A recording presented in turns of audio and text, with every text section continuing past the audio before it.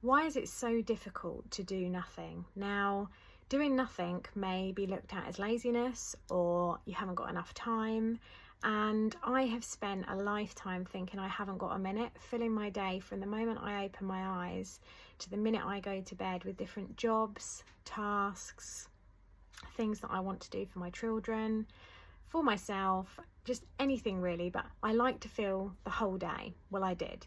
Now I'm starting to see that there is a better way and actually I get more done. But I see now that a lot of it, as someone that's has anxiety. I do have anxiety, but now I learn to cope with this.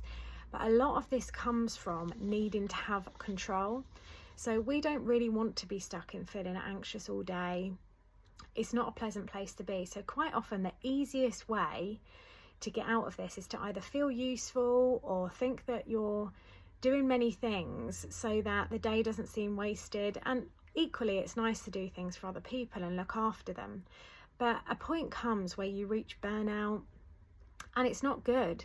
And then you're forced into having to stop. But so that we don't get to this place, it's really, really useful if we can start to recognise the habits and the pressures that we put on ourselves, not because we have to do them, but because these are the things we think we should be doing. We think that we should be doing more and giving more to others. And yes, this is lovely and it's important, but if we don't look after ourselves and take the odd 5-10 minutes to stop, or doing things that we enjoy and knowing that there can be time for both, things can be really, really overwhelming. And quite often it's difficult to heal. It's a really tough journey to try and face some of the different things from the past that you may have been through, or things that you may feel responsible for.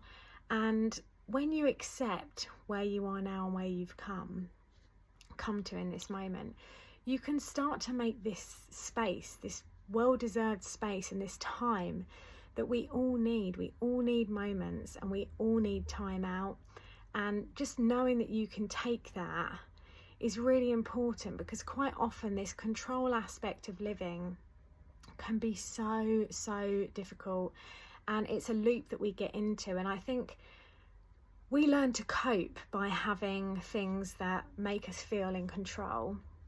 And anxiety for me was a massive, massive aspect of this, to feel like I was in control. So whether it was a health anxiety issue, I would want to be in control of that. So I would obsessively Google on the internet trying to look for answers. Or if I wanted to feel useful at home so that I felt good enough, I would do endless tasks for the children, around the family and around the house, just so I felt useful and needed. But sometimes recognizing that this isn't always benefiting everyone, and actually by people doing things for themselves, that's also good for them as well.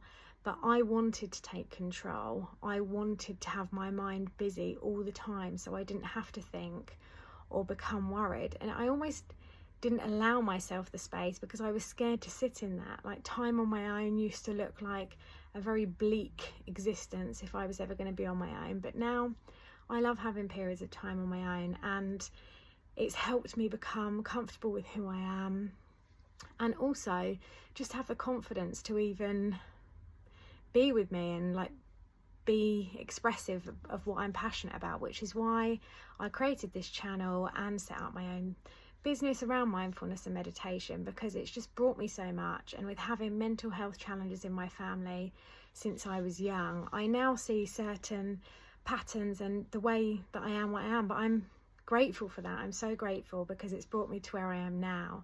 And I'm hoping that by being able to be open with these things and these challenges, that anybody that watches knows that it's okay to take some time out for yourself. And sometimes it's the bravest thing that you can do, is just sit and face how you're feeling, not try and fix it or do anything immediately, but just acknowledge where you are and what's coming up for you, and knowing that a little time out for you is just as well deserved as for everyone else around you. So don't feel bad about putting yourself first occasionally, because it's so worthwhile, and I just wanted to share that.